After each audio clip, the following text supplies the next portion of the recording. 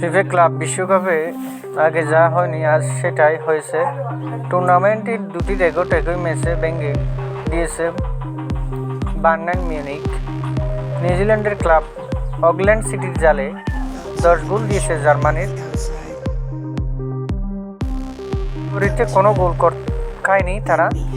একই সঙ্গে তারা ফিফা ক্লাব বিশ্বকাপে এক ম্যাচে সর্বোচ্চ গোল করা আর সবচেয়ে বেশি ব্যবধানে জয়ের রেকর্ড করেছে। এর আগে ফিফা ক্লাব বিশ্বকাপে কোনো দল 6টির বেশি গোল করতে পারেনি, আর কোনো দল জিততেও পারেনি 5 গোলের বেশি ব্যবধানে। রেকর্ড দুটি এতদিন ছিল সৌদি আরবের ক্লাব আল হিলালের দখলে।